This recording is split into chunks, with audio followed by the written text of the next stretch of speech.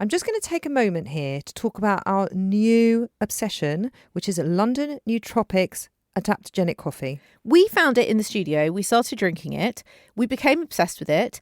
We brought it into our own homes, and then we contacted the company. We cold emailed them. Because we loved it so much. We loved it so much, and we really wanted to work with them. All I can tell you is that every time I drink one of these coffees and I like the flow, it is like, it just switches me on. I can do back-to-back shows. I can come home. I can do edits. I'm awake. I'm alive. I'm focused. I'm here. I'm in the room. It tastes delicious. I love this coffee. Right, I like the Zen. That's my favourite blend. I have it with oat milk and a sweetener of, because I have to. Yes. It's a little bit of caffeine, but not too much caffeine. So you don't get the jitters and you don't get the crash. I just feel very calm. I feel very productive. And also, and can I just say this is the most important thing, it is yummy. This is what people ask, like, is it mushroomy? Doesn't it disgusting? Let me smell it. It's lovely. And it's got all the good quality stuff in it. And it's properly sourced. Yes, it is properly sourced. So it's ethically sound. And it's got things like KSM 66 ashwagandha. I didn't know what that was, but apparently that's really good for you. It's so good for you. It's got lots of potent mushroom extracts and exclusively from Hephaestus, all with clinical studies. So basically, in layman's terms, what you are putting in your system is really good. And tastes good. And they have given us, to give you a 20% off code at londonnootropics.com, and all you have to write in, the code is self-care. Go get yourself some, you won't regret it. Today's episode is sponsored by Promensil. Promensil are leading experts in menopause support with a range of standardised red clover isoflavone supplements to help manage and give relief from the debilitating symptoms of menopause. Red clover isoflavone is an option for women looking to trial a credible and scientifically studied natural alternative to HRT. Backed by over 20 years of scientific research, Promensil is the most clinically studied menopause supplement on the market and is the only red clover-based supplement in the UK that has been clinically proven to reduce mild to moderate hot flashes and night sweats. It's clinically formulated and available without prescription. Available to shop at Boots, H&B and the Promensil website. Get 30% off all products on the Promensil website using the code SCCLUB30. T's and C's apply. Tonight, turn down the noise of the day and focus on the rest with AGZ, the nightly drink for winding down and resting up. New from AG1. AGZ supports your body's natural sleep cycle with clinically studied key herbs, adaptogens, and minerals in amounts supported by research. And no melatonin, helping you wake feeling rested. Wind down, rest up with AGZ. Learn more at drinkagz.com. This episode is sponsored by Welbeck, providing beyond better healthcare.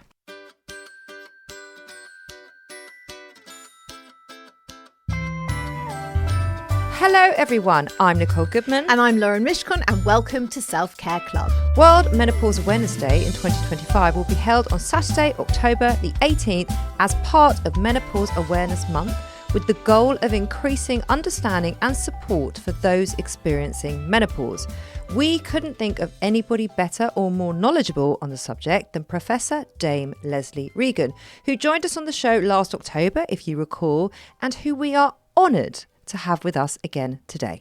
Professor Dame Lesley Regan is a leading gynaecologist. She's a prominent figure in her field and the chair of well-being of women. Having graduated from the Royal Free Hospital School of Medicine, London in 1980, Lesley pursued her career at Addenbrooke's Hospital, Cambridge, where she first became enthused by clinical and laboratory research, completing an MD on miscarriage. Lesley combines her clinical and research work with a passion for communicating to the wider public, writing 2 successful books on miscarriage and pregnancy and presenting a series of BBC documentaries.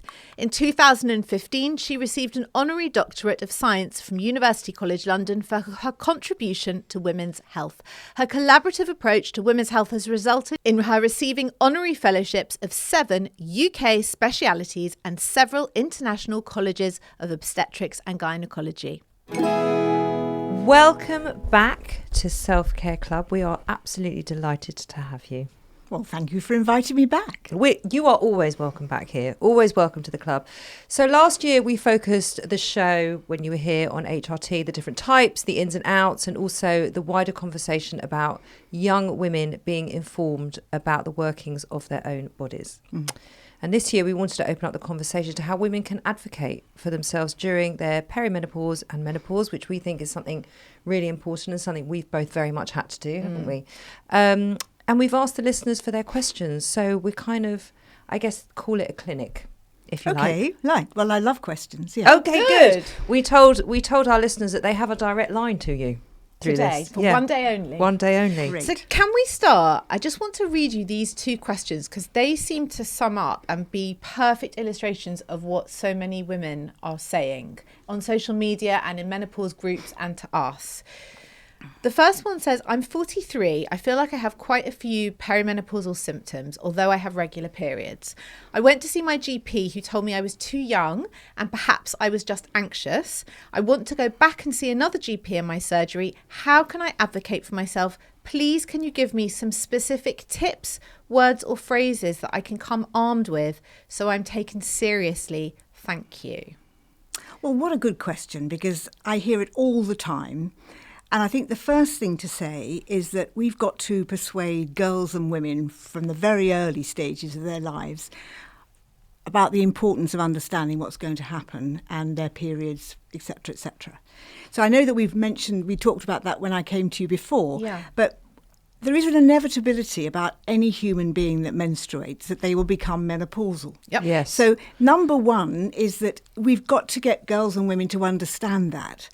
So if we teach them really well at school, and I'm including the boys too, because we all need to have male allies, then they will know that they're going to have 12 periods a year for about 40 years of their lives, because the woman living in 2025 doesn't have, buckets full of kids. So she has a couple of children. And therefore she's going to spend a very long time menstruating, and then she's going to become menopausal and perimenopausal, which is the sort of transitioning phase through to it. It's very rarely a single event. Menopause means periods stop, menses stop.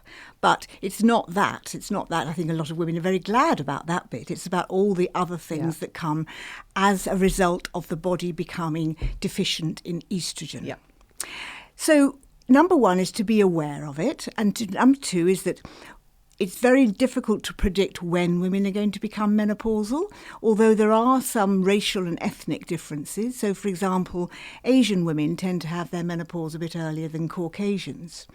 Black African women tend to have it a bit later. Yes, I remember you saying there's that. not, it isn't a hard and fast rule, but that's sort of a rough ballpark. But always I say, whatever the topic is that the woman coming to see me wants to talk about is, right, number one, write down what your symptoms are. Okay. Make a list and have it there with you. And I think the other good thing to do is, if you can, and you're not too embarrassed by it, to take another pair of ears with you. Take somebody else with you, a friend or a family member, so that somebody else is listening to what's said. Because sometimes the information that a gynecologist conveys to a woman can be distressing or disturbing. I mean, just say she's 43 and she'd hoped that she was going to have children. She's not going to want to hear that. Yeah. And so there's a tendency then to blot out the bits, which is a very real reaction. I mean, you'd think that with all my experience in healthcare, but when I've got some problem, I always take one of my daughters with me, because I know I'm not going to listen. Well, I don't think that, but I know that I don't absorb it all the same way. Right. So have someone with you, have an advocate with you. And most people will, you'd be thrilled if a friend said to you, would you come with me, wouldn't you? Of course, I'd be happy to go. You'd be happy to go because you'd feel that she trusts you. So that's number one. So then number two is the things that are going to trigger that doctor who may not be an expert or may know nothing about the menopause. So is that common that they might not know? I think it is quite common because nowadays, sadly, many GPs don't do obstetrics and gynecology. So it used to be a sort of a compulsory part of training to be a GP. You had to do rotations in paediatrics, blah, blah, blah, blah. But they don't all now. So we've got to make women, I think, much more aware. And I always think brain fog, poor sleep, feeling really, really out of sorts with yourself. Yeah. And I think that's, sadly, it's those symptoms that are the most disturbing. And the aches and pains as well. I remember, if it helps your listeners, my own story was I was just so grumpy, and here I am, not just a gynaecologist, but somebody who does reproductive medicine. And so absolutely my skill set. Yes. And it took my daughter to say something to me, and I thought, oh my goodness.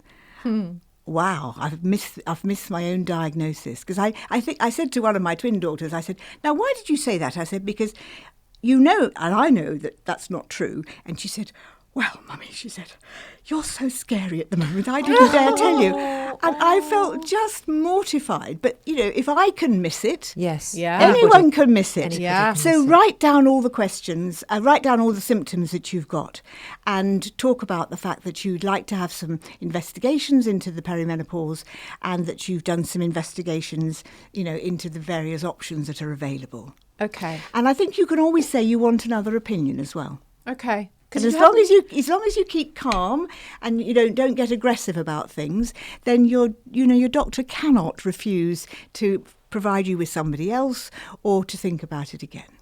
The other most common thing that seems to happen, and it's happened to you, if you don't mind me saying I don't this, mind you saying it. is a question from another listener that was, for the last month, I've been feeling anxious and overthinking everything. I have a few days of feeling a bit better, then it returns. I'm 45. I had a phone call with my GP and she said I can't have HRT because that's for physical side effects. And she's prescribed citalopram, but I don't want to take antidepressants because I'm not depressed. Yes, well, that's something else I hear a lot about. And also, a lot of women tell me that their doctor says to them, oh, you've got TAT, which stands for tired all the time. Oh. Which I think, you know... But you shouldn't be tired all the time, I'd be should tempted you? to punch someone who said that to me. Because But- if you are tired all the time, then There's a problem. that's Yes. You might be iron deficient. So I was going to say, you've taken the words out of my mouth because, you know, that's something else that I think we're very, very bad at, and that is recognising iron deficiency. So, you know, if you walk in very pale, the doctor or the nurse may take your haemoglobin, but that often misses iron deficiency. And if you have been losing more iron in your periods every month for many, many years, and although you've got an excellent diet, you can't absorb as much as you're losing, you will deplete your iron stores. And so one of my other missions at the moment is getting women who come to me for totally different things. And I say, well, how do you feel? Do you feel tired? And does your hair fall out when you're in the shower? Or are your nails really brittle? And they look at me and say, how did you know? I said, well, I think you might be iron deficient. So you know, there's all these things that you can get people aware of, and also perhaps if you've had a problem with your particular local practice, perhaps go in there with some information. And I really would encourage your listeners to go onto the Wellbeing of Women website. Okay. Wellbeing of Women, all one word, lowercase, .org.uk. Because the thing is, this maybe it's a fine line or a crossover between feeling low, anxious, overthinking, down, not yourself, that is perimenopause, but also you may be feeling all those things if you are depressed. But if you had a little bit of HRT, those feelings would go away. So how... Yes, and then they may not all go away. Right. And so I have to say that the thing I prescribe almost as often as the HRT, and I don't call them antidepressants, I call them mood lighteners. So some women would like both, need both. Yeah. Yeah. It's logical, isn't it? I think You know, it's sorry to interrupt you, but it's a transition, and it's a big transition for Yes, a woman. it It's is. not just It the is. physical things. It's the fact that, oh, I'm no longer reproductive. Yeah. And, you know, we've got to get this right, because my daughters that I was referring to, who are in their 30s now, they're going to live longer post-reproductive than they were ever reproductive. Yes. And that's the first generation that will do that with Yeah. certainty. Yeah. So I think that's really important that we get women prepared for that. And that brings us on to what are the treatments and what are the options. And it's not just about the not feeling not feeling low and tired all the time, and aches and pains and this poor sleep and the brain fog and can't remember your next door neighbour's name, and you're sure that your boss is going to sack you because, you just can't keep it all together in your head. But there are all sorts of other things that are really, really important about the menopause. It's not until women become menopause or go into the perimenopause transition phase that they start to develop a much higher incidence of heart disease. Mm-hmm. They've been protected from heart disease by their estrogen hormone and lots of other things as well, but that's when it kicks in. And also they are, and I speak with some certainty here, with a fractured wrist sitting here, they also their bones become much thinner. Mm. And I think one of the problems here is that when you get osteoporosis, then that really does limit your mobility. Mm. Yeah. And then when you limit your mobility, you're not quite so keen to go out. Mm. And then, this becomes a vicious circle. Your mental health. And the next thing you know, you've become a little bit reclusive, and then people don't want to ask you because they think, oh, she's always going to say no. Da, da, da, da. And then the next thing you know, someone is seriously depressed and isolated. And of course, that is very strongly linked, isn't it, to earlier onset dementia. Yes. So and I think that. So I really do quite the think. Cycle. Yeah. Yes. So I really do think we've got to think about the 3 disorders that kill women, to put it bluntly, and it's heart disease, the complications of osteoporosis and frailty, and dementia. And so anything we can do to postpone them a bit is going to be of benefit to them. And I would argue, because as you know, I'm a great advocate of HRT, that when you're talking to somebody about HRT, it's important to understand that it's protective of other things as well. Yes. And at the end of the day, although breast cancer is most women's fear, or perhaps they'll say bowel cancer or something else because somebody in their family's had this, but at the end of the day, when you're dead, and you don't really care then what you've died of. And I'm not being flippant here, but 52% of us this year in this country, women, will die of heart disease. Wow. And 3 or 4% of us will die of breast cancer. Yeah. And if you catch breast cancer early, as most women who take HRT are screened with mammography and all sorts of fantastic now MRI enhancements and something called tomosynthesis, which is particularly good for women with very dense breast tissue, you pick it up very early, and it is now a curable disease. Yeah. So I'm not trying to be flippant, and I'm not dismissing how distressing it is, because I've had breast cancer myself, but no one's going to take me off my HRT, because I know that without my estrogen patches and my Mirena coil, I'm really grumpy. And everything aches in the morning, and and life is not as much fun. No, and having had a fracture recently, quite a nasty one, I realised that I've got to be a lot more careful because, I've got quite a normal BMI, and that means that I'm losing estrogen. I'm losing bone, rather, because of my lower estrogen levels. So the one really good treatment for improving bone density is estrogen. Yeah. I mean, there's all the other things as well. You can have the bisphosphonates and the infusions, and weight-bearing exercise is really good. But the very best thing is estrogen. And all the doctors, even the cancer doctors, will say it is the best thing to build bone. There's such a huge percentage of women, though, that still have this kind of old ideal around HRT, and I hear it so often of women saying, "Oh, I don't want to take that. I don't want to be on any medication. I don't want to put drugs in my body." I hear that so often, and I always say, "Well, it's not a drug; it's a replacement. Yes. It's just replacing what you've lost." So I often say to them, and it's a good word you've used, replacement, because I often say, "Well, look, if your thyroid wasn't working, you'd take thyroxine tablets, wouldn't you? And it's the same thing." Yeah. It's that the hormone, the gland isn't working anymore, and you've got to do something about it, I think. Now, it's not for everybody, and there will be some people who it's not suitable for, but I don't think there are many nowadays. Who are those people, if you don't mind? Somebody who's had a very very strong history of heart attack or stroke, Okay. I mean, so it's the thrombotic strokes that are a problem, because estrogen is meant to increase your risks of blood clots. But I'm going to go on to say, if you take transdermal estrogen, so if you have a patch that you put on or you rub in a gel every day, that does not increase your thrombosis risk at all. Pete, I just want to get this really clear, because I hear it so often, and there's so many people that say to me, oh, I can't have it because I've got a history of certain cancers in my family. Mm-hmm. So it's from the thrombotic sense. That's really the important one. It's difficult. It's also, if you had a serious liver problem, that's probably going to disqualify you, even in my books. Okay. But I see quite a lot of women who've been told that they can't have transdermal HRT and a Mirena coil after their breast cancer, who've come to me and said, well, basically you have to discuss the risks with them. Yes. And I've got a lovely little chart that I keep in every clinic I go to, which is just a little picture of stick ladies, basically saying, between the ages of 50 and 59, or we could say 45 and 55, X many number. So basically 23 women per 1,000 in that age group are going to develop breast cancer. Fact. It's a common thing. Yes. And of course it is estrogen related, but we also recognise now that it's also triggered by progesterone as well. So it's not just the estrogen. Okay. So if you take that, there's 23 cases, if you take combined HRT orally, or the pill orally, the contraceptive pill, you've got about 4 extra cases. Mm-hmm.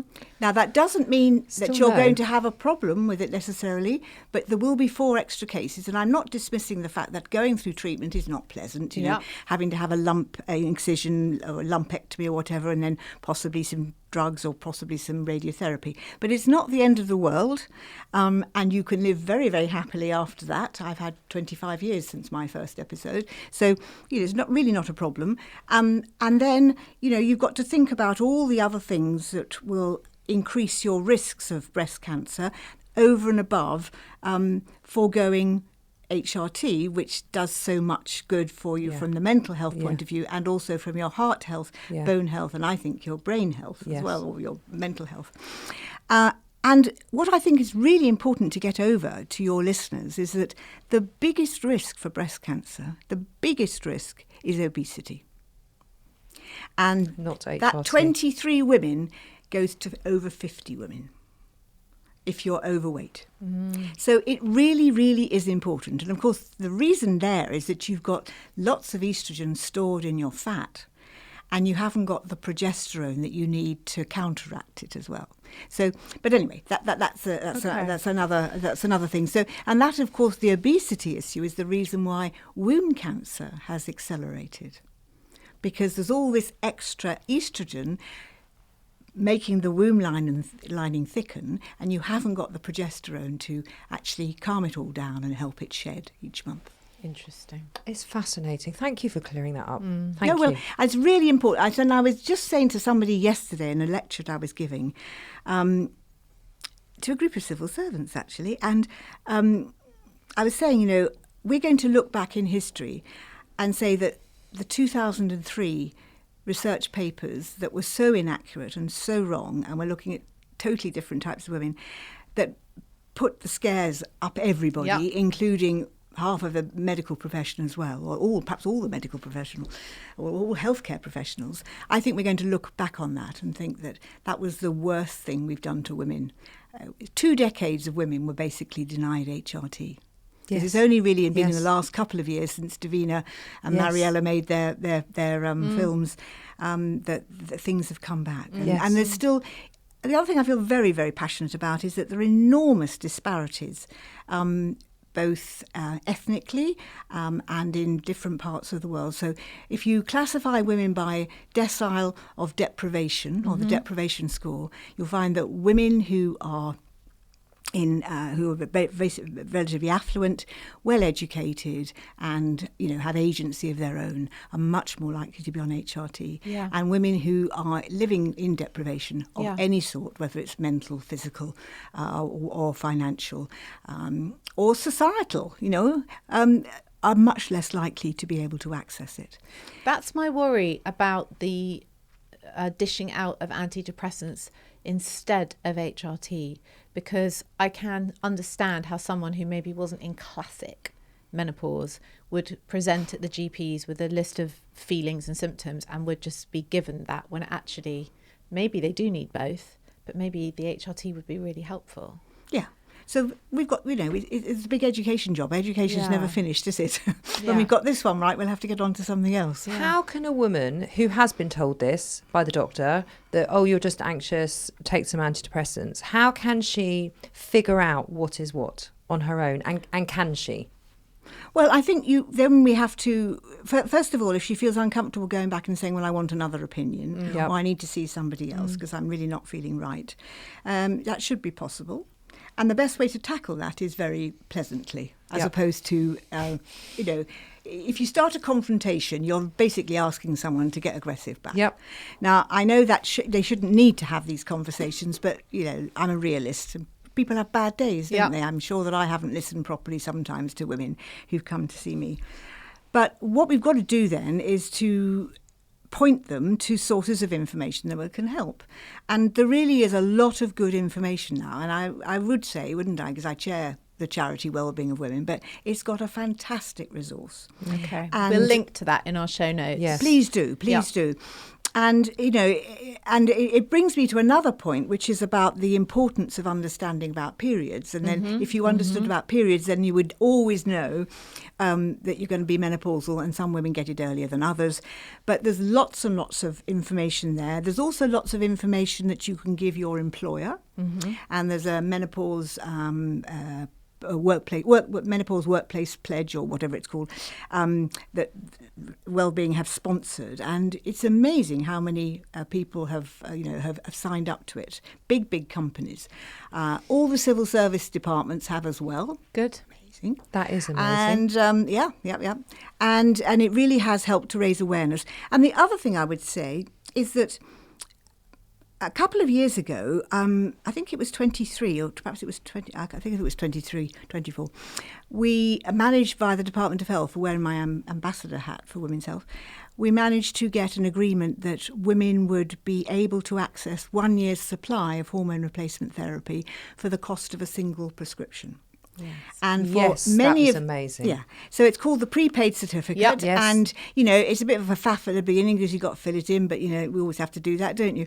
But at the end of the day, you get a year's worth supply, and I've been £19 a year, something. Yes, and that's if you need both. Of course, if you've got Mirena coil in, you only need the estrogen, don't you? Yeah. So the Mirena, of course, lasts for 5 years. So think about that. Don't think, oh, coils, I hate those, because remember that what your mum had, a copper coil, which used to give her painful, heavy periods. Mirena coil we used to treat painful, heavy periods. I've had both types. Good. I have one. The Mirena is definitely preferable. I've got to have mine changed next year. Oh, well, come and see me. They call me Fairy Fingers.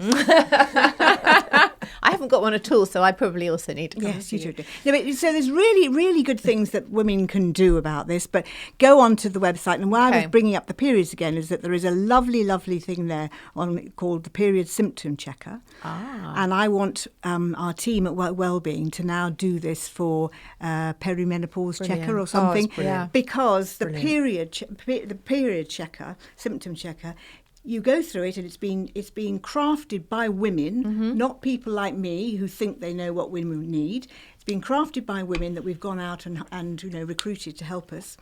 They ask you about 15 questions, all put in a very easy, sensible way. And at the end of the questions, it says, would you like a printout of this to show your healthcare professional? That's brilliant. And all you have to do is type in your email, and then ping, the letter comes in 5 minutes.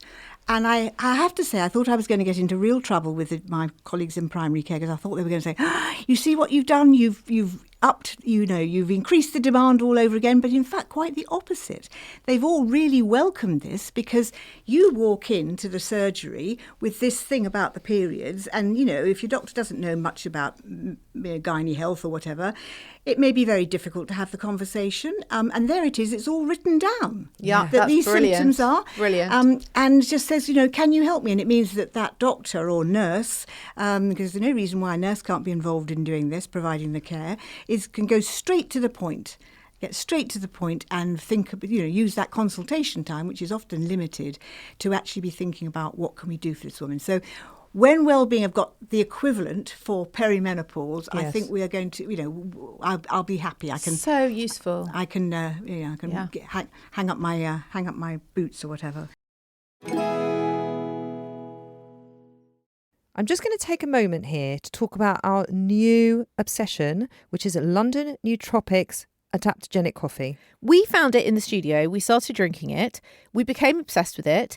We brought it into our own homes, and then we contacted the company. We cold emailed them. Because we loved it so much. We loved it so much, and we really wanted to work with them. All I can tell you is that every time I drink one of these coffees and I like the flow, it is like, it just switches me on. I can do back-to-back shows. I can come home. I can do edits. I'm awake. I'm alive. I'm focused. I'm here. I'm in the room. It tastes delicious. I love this coffee. Right, I like the Zen. That's my favourite blend. I have it with oat milk and a sweetener of, as I have to. Yes. It's a little bit of caffeine, but not too much caffeine, so you don't get the jitters and you don't get the crash. I just feel very calm. I feel very productive.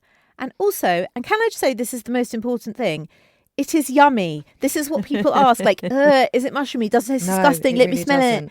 It's lovely. And it's got all the good quality stuff in it. And it's properly sourced. Yes, it is properly sourced. So it's ethically sound. And it's got things like KSM 66 ashwagandha. I didn't know what that was, but apparently that's really good for you. It's so good for you. It's got lots of potent mushroom extracts and exclusively from Hephaestus, all with clinical studies. So basically, in layman's terms, what you are putting in your system is really good. And tastes good. And they have given us, to give you a 20% off code at londonnootropics.com, and all you have to write in, the code is self-care. Go get yourself some, you won't regret it. If you've shopped online, chances are you've bought from a business powered by Shopify. You know that purple Shop Pay button you see at checkout? The one that makes buying so incredibly easy? That's Shopify. And there's a reason so many businesses sell with it, because Shopify makes it incredibly easy to start and run your business. Shopify is the commerce platform behind 10% of all e-commerce in the US. Sign up for your $1 per month trial and start selling today at shopify.com/promo. Go to shopify.com/promo. Anyone can follow.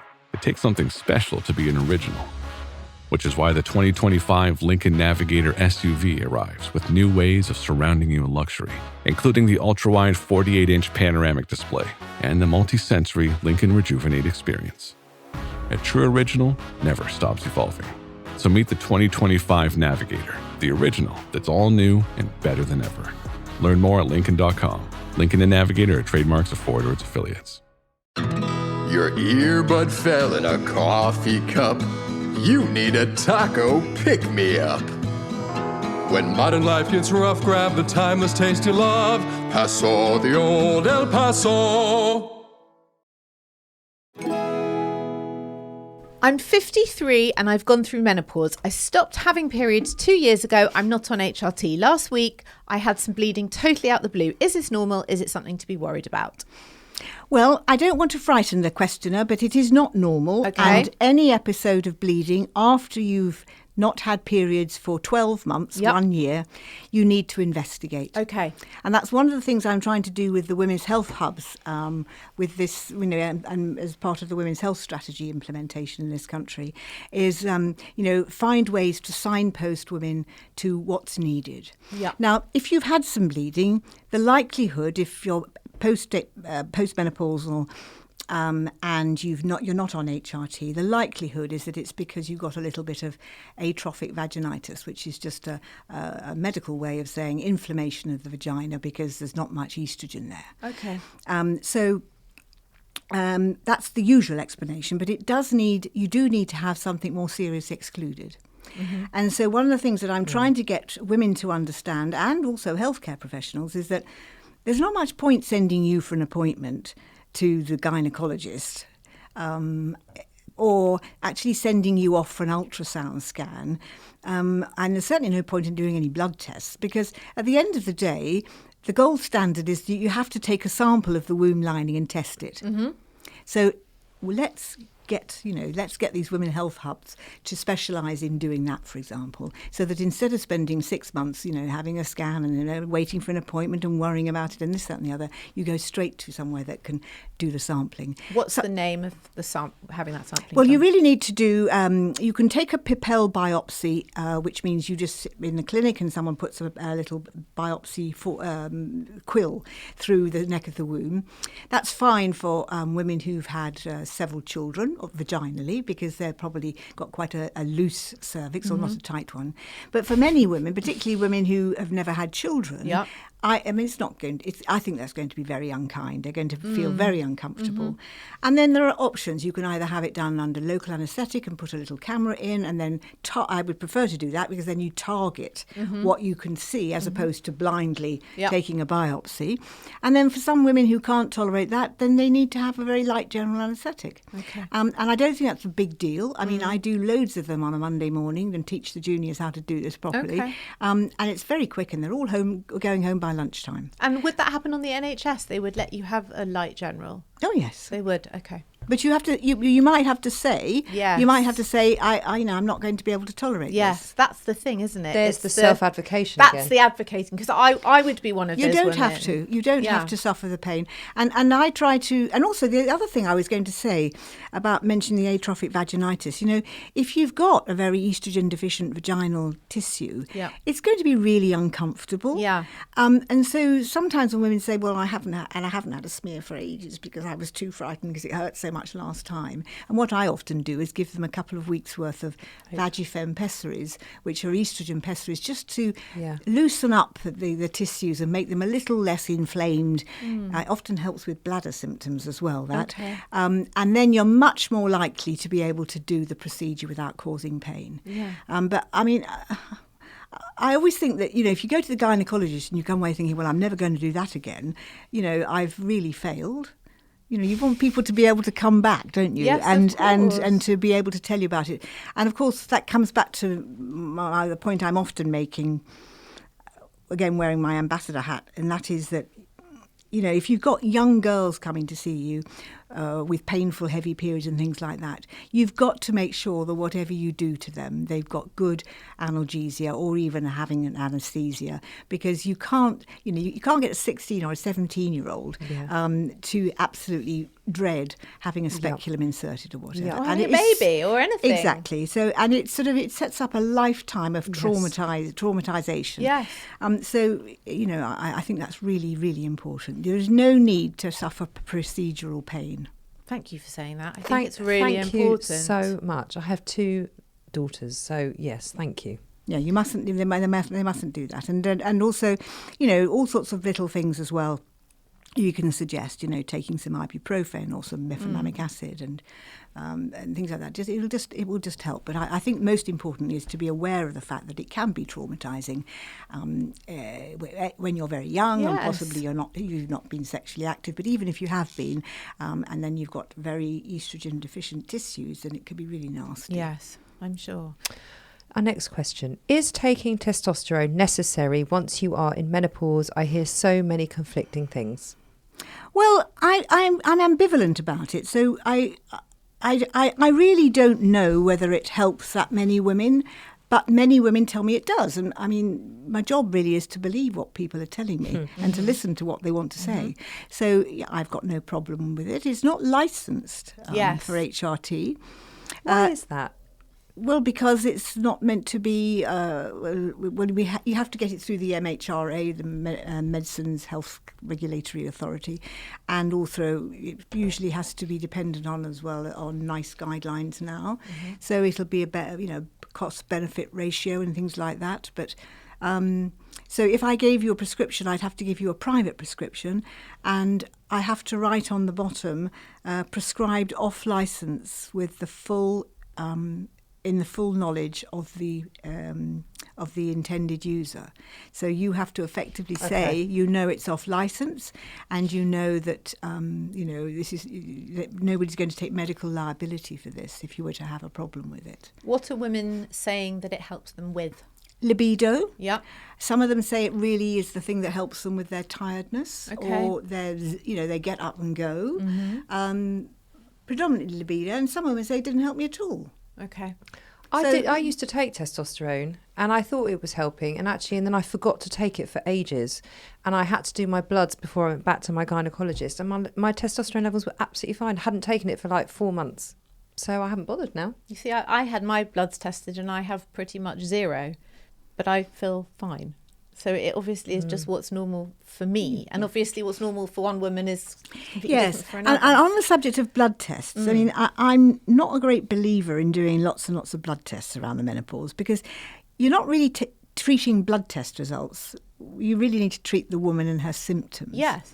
So, yes, it's useful to know if she's got a very low estrogen, and if her FSH, her follicle stimulating hormone, has gone right through the roof, really high, then that's pretty slam dunk, if you like, in terms of she's got no egg reserve left. So, yes, she's definitely estrogen deficient. But what are you going to do if the FSH is in the normal range, but she's got obvious symptoms that could be attributed to estrogen deficiency? And I think what prompted me to say that was your comment about everybody being different. And I think we have to remember that normal ranges are normal ranges for a large section of the population, but not everybody is going to be there. There's always going to be a top, a top Someone's and a got to be tail. at the top, and someone, right? But that was Yeah. my experience when we did our whole clinic at Welbeck, and we had all our bloods done. And when I saw It's the true, doctor, she actually. said to me, do you feel okay? I said, I feel fine. And she said, I don't understand how you get out of bed in the morning. She said, you have no testosterone, you have no estrogen. I said, but I feel okay. And, and Nicole's numbers were more than double my numbers, and you were feeling rotten. No, I wasn't at that point. Oh, I wasn't can't feeling remember, but rotten at that I point. told you my numbers, and you were like, oh my God, if those were my numbers. She was on like 200 or something. Yeah. And I said, I'm floored. I can't get out the door when I'm in 200. So it's just very interesting. It's very idiosyncratic. And that's why I don't really think that, getting you to go through a whole loads of blood tests is necessarily very helpful, because as long as I'm protecting your womb lining from becoming overactive and not challenging it with progesterone, what's the harm in you taking 4 to 6 weeks worth as a trial and take something like, and that's a good thing. So, and if you take the patches or the gel, transdermal, I think it's particularly good because it doesn't increase your risks of a blood clot, which is important. And one of the reasons for that is that when you put something on your skin, it goes all around before it gets to the liver to be metabolized, whereas anything you put in your tummy goes straight into your gut and straight up to the liver. So that's one of the reasons why it doesn't affect your thrombotic risk. Interesting. But then most importantly, again, coming back to the obesity thing, the other major contributor to deep vein thrombosis is obesity, is fat. So what we're saying to this woman is, if she feels okay, she should just go with how she feels. I think so, yes. But if she, I suspect though, she's wondering whether it might benefit her. So what I would suggest is that you don't just carry on wondering about that, but you actually think about, would you like to go and see somebody and ask them if you can have a short trial of HRT to see if it improves how she feels, or doesn't. It might be sensible as well. She's not here in front of me, so I can't make a judgment about whether she's likely to be particularly at risk of osteoporosis or frailty or heart disease. So I think it's a question of taking that story in the round, the family history and the bone issues. Anyone who's had osteoporotic members of their family is neurotic about their bones, quite rightly so, because they don't want it to happen. Yeah. And I would also say, make sure all of the ladies who are in the perimenopause are taking high-dose vitamin D. So 1,000 units a day, best in an oil-based capsule or a mouth spray, and buy it from the local pharmacy or online. Yeah. Don't go and buy the posh ones. Even in the summer. Yes. Okay. We don't have enough. We really? don't have enough sunshine. No. One woman asked, are there any benefits or drawbacks to starting HRT for the first time 10 years after I've gone through my menopause? Well, I know I'm not a majority opinion when I say yes, there is a benefit, because I think I'm a great believer when you're dealing with women's health right across the life course, it's never too late. Okay. It's never too late to improve things. Yeah. So if she's osteopenic, then taking some HRT and getting some estrogen to help with her bones will mean that she won't go into the osteoporotic bracket. And once you are in the osteoporotic bracket, it's much more difficult then to protect your bones. And from the heart disease point of view, I mean, there's mixed data about this. But I think what we're going to see now, having had that 20-year span where women were discouraged and healthcare professionals were discouraged for prescribing HRT, I think we're going to see some contrasts with the health of women now who have been taking it and their longevity. So I think it's really important to think about the myths about women's health that I hope that we can systematically bust with your self-care club. And number one is that women are not little men. They are totally different. Yes. And, you know, it is amazing how many things in medicine are just assumed that they are a little version of men. Yes. And this just is not the case. Women live longer than men, so they're assumed that they're healthier, and that's not the case. So women live longer than men, but they spend a much larger proportion of their lifestyle unwell towards the end of their lives. The other myth is that women's health is all about reproduction. Now, it was true when I left medical school. I'm not going to say which year. When I left 2004. medical school, I wish. Women disappeared from view at 50 because they were menopausal. And I think, in fairness, many of our politicians and policymakers, until relatively recently, just thought that was women's health up to then. My point earlier, when I was telling you about my daughter's going to live longer post-reproductive, I mean, we've got to really now think about how we're going to postpone those really disabling diseases at a later date post-reproductive, because it's going to be even more important. So that's number 3. It's not just reproduction. And the other thing that often you hear about from pharma companies and tech companies, well, we don't invest in women's health because it's a niche market. Oh, to which I say 50% of the population's niche. 51%. Wow. Yes. So, you know, and it's not. And then you see there are the things, there's also some myths about the fact that it's all about this reproductive stuff. But actually, when you look at the burden of ill health in women, the reproductive, you know, the menopause and the problem periods and that's quite a small percentage of the burden of morbidity and then mortality. So the complications of illness and then the death. So there are some medical disorders that are disproportionately affecting women, females, thyroid disease, rheumatoid arthritis, lupus, you know, lots of things that, migraine, you know, I've not many men with premenstrual tension. And not many men with migraine either. No. But, you know, so it's really important. And then there's the disorders that we think don't have any preference for men or women, but when you look into it, that research hasn't been done. So we may find that for that, I think it's about 47% of the total of 100. So we may find that with more research and with women being included in more drug trials and things like that, and intervention trials, that we might find a very different. Yes. And you know, so anyone who's a bit dubious about all this, remember that women present with heart disease in a very different way to men. So it's not common for women to get central crushing chest pain and pain radiating down their left arm, which is the classical medical school textbook about angina. Yes. Actually, women often have back pain or indigestion, or they just don't feel right.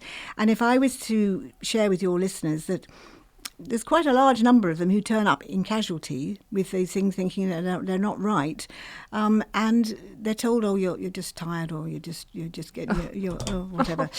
And then, very interestingly, my heart disease expert friends tell me that troponin, which is the thing you now measure in blood when you think someone's had a heart attack, and if it shoots up, different levels in men and women.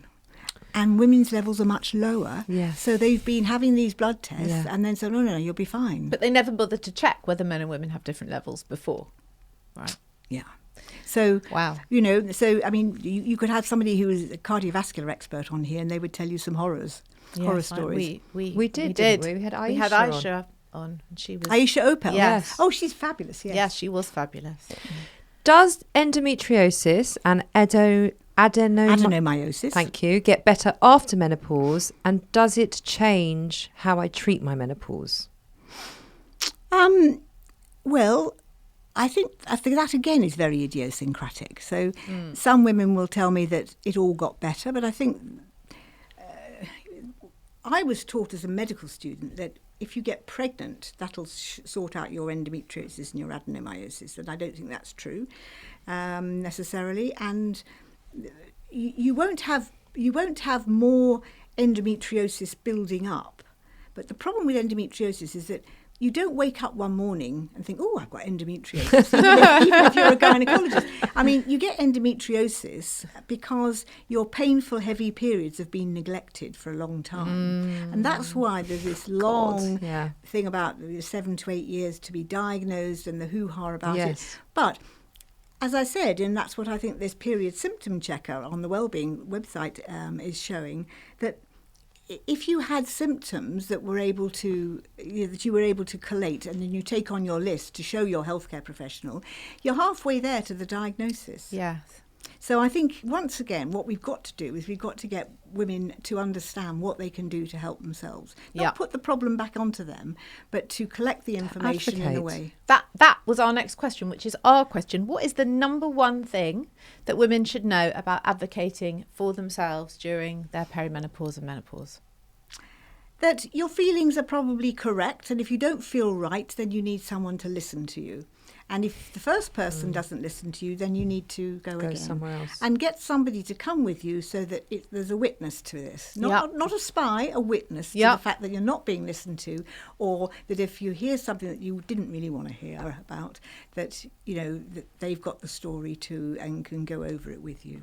Okay, I really like that. And then if I could say to any healthcare professional that's listening to this, I really want, before I finally hang up my retirement boots, I really want us to get to the point where any time a girl or woman goes to see a healthcare professional of any specialty, that they're asked about their periods. Because if I was to come up to you and say, OK, Lauren, are you still having periods? Even if, let's say I'm an orthopaedic surgeon, are you still having periods? Yeah. And you say, no, I've had my menopause. Oh, any problems with that? Yeah. They don't have to be an expert on it, but if the answer is yes, I am still having periods, then I want that orthopaedic surgeon to say, do they ever stop you getting on with your day-to-day life? And if the answer is yes, that's not normal, Lauren, you need to go and see somebody about this. Now, if you came to see me as a gynecologist and I didn't ask you about your past medical history, and I didn't ask you about what drugs you were taking or what allergies you had to drugs, I mean, you'd think, rightly so, I was pretty sloppy, wouldn't you? So why don't we ask about the thing that happens to us medically, that's the most common thing that happens to a human being, 12 periods a year for 40 years of your And life? also there's so much information about that, about the woman's health, I assume, isn't there? Yes, exactly. And then you find that they've got iron deficiency and all that sorts of things. So, Dr. Aisha Opel and I have a steady stream of patients going between it because she specialises in a lot of different things, but she's particularly specialises in women who've got autonomic dysfunction, and when they're young, they tend to have appalling periods. And I didn't know about that until she and I got chatting about something, and she said, and then she didn't know that you could do so much for these periods. And then when they're in the menopausal years or perimenopausal years, they get appalling symptoms there as well. So there's lots of things that we can help each other with. That's interesting. That's amazing. It's all fascinating. If you could wave a magic wand and change one thing about the healthcare system to help menopausal women, what would it be? To understand about the risks of what you're... to understand that when you become menopausal, you're going into a phase of your life which is very unlikely to be reversible from a physiological point of view. And that you're entering into different risk factors for different things, and that you really understand that you've got to weigh up what's good for you. I mean, if I didn't have my HRT, I would be so grumpy and I would have broken bones everywhere and da-da-da-da. I've made a decision for myself that I'm prepared to have the risks of the very small risks that are associated with taking hormone replacement therapy, because I believe the benefits outweigh it for me. Yeah. Unfortunately, my breast surgeon and oncologist were of the same view, that I understood what the risks were, and that they thought that there was only a tiny minimal benefit from not having it. And I think lots of downsides to having that earlier cardiovascular risk, that earlier bone health risk, that earlier dementia risk. It is the kind of overriding theme of everything is educate yourself, advocate for yourself. If you feel like it's wrong, it's wrong. Yes. Talk to someone until they listen to you. And if they don't listen to you, talk to someone else. Exactly. Yeah. And I think we're so used to, as women, just being fobbed off. And then we start doing it to ourselves, don't we? Start gaslighting ourselves, fobbing ourselves off, say, it's fine, I am just tired, or I am just anxious, or I am just stressed. But I love what you're saying, that actually, if something's wrong, it is wrong. Yeah. I mean, I saw a lovely lady, I won't say which town from the northwest she came from, because it might give the game away, but or her confidentiality away. But anyway, she came to see me, and I couldn't really understand why she'd come all this way. And then it transpired that she had a particular problem. Anyway, she had iron deficiency and menopausal symptoms and very, very heavy periods, all wrapped into one. And we managed to get her to come in, have an iron infusion and a treatment for her intrauterine fibroids, and a Mirena coil, all fitted within a space of about 5 or 6 hours. And that's what I think a women's health hub should be. You know, you come in and you treat someone holistically. Yes. You don't say, okay, well, I can't do smears here because I don't have that sort of... But Yes. you can go there and, yes, I know the mammography machine's at the end of this corridor, but I'm afraid I can't order that for you. We need women to be able to get on with their lives and go and get their maintenance health sorted easily. Because we're busy enough. We're very busy. And, you know, to come back to that stuff about all those myths of women's health, you know, don't let anyone say that all the burden of the ill health is later. In women, yes, that's men, and we're not little men, remember, but the burden of ill health for women is between the ages of 20 and 50. So what can that be? It has to be period problems, cyclical menstrual issues, hormonal fluxes, you know, the migraine, the PMT, all of those things, and particularly period problems. So let's get that right, because it's so elemental and it's so easy to fix. Yes, all of it. I have learned so much about my reproductive health by going through the menopause. I've learnt it too late. And I had migraines for 25 years. And the minute I got on HRT, they disappeared. And I'm thinking, well, why didn't someone help me? Why didn't someone put me on the correct pill? Why was I struggled for so many years with my periods. And now that I've been doing this work with people like yourself, that I realise I didn't have to. So now I can pass it on to my daughters. Thank God. Well, exactly. And that's the important thing. And as I think I've said to you before, the wonderful thing about looking after women, I found in my career, is that not only do women usually take the advice you give them, not always, but usually, but they don't keep the advice to themselves. They tell everybody they know about it. Yeah. They tell all of their family, their next door neighbour, the woman in the till, behind the till, in whichever shop they're going to. They tell everybody about it. They share. And they share their information. And because they are... Because, as I think we started off by saying, that women go to see healthcare professionals much more commonly than men, but most of the time they're not actually sick. Yes. They're actually trying to do something to prevent a problem. Yes. Because they are good preventers, they're housekeepers. So they're trying to get on with their life, they're trying to look after their kids, they're trying to go to work, they're trying to get promoted, they're trying to keep the marriage together, all those sorts of things.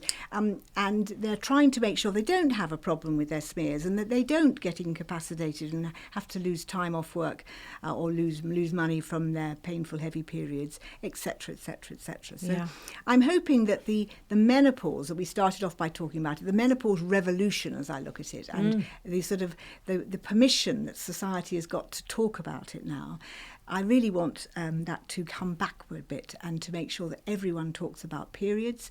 And then I'm going to suggest we all talk about women's urinary leakage, because you may be a very, very avant-garde family and you all sit around the dinner table with the men there as well and talk about periods and menopause. But I don't suppose many people come into your dinner table and say, do you know what happened to me today?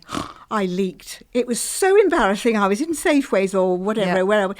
It was awful, and it was all over me, and I had to go and get changed. And it's very taboo. And it's very taboo, very, very taboo, and it's really, really debilitating. And 1 in 3 women over the age of 60 will have some degree of urinary leakage. And if we could just help them to seek advice, there are lots of things that can be done. And once again, it stops them becoming reclusive. Yes. Because, if you have to work out your Is there a route toilet? according to where the toilets are, and in my experience, they seem to have disappeared after COVID, many of the public toilets. But anyway, if you have to do that, then you think, I don't think I'll bother. And then you don't go out. And then the whole spirally thing comes in, you're talking to yourself. And so I think it's really important. We need to give women agency, and we need them, as you say, we need to teach them how to best advocate for themselves. And I've been talking about with the HRT and other things, it's not going to suit everybody. Yeah. But that's the point, because if you came to me, I would be just as sympathetic and try to find other ways of helping you. If you said, no, I don't want to take that. Yeah. Thank you so much again for coming in. Pleasure. It's been absolutely brilliant. Joyful and so insightful as always. Thank you so much for taking time out of your busy schedule to be here with us. We are truly privileged for you to be here. Thank you. Thank you very much indeed. And for people that want to come and see you, where can they find you? Well, I'm at St Mary's in the gynecology department, part of the Imperial College Network, or they can come and see me at 1 Welbeck, which is where I run a small private practice. Lovely. Thank you so much.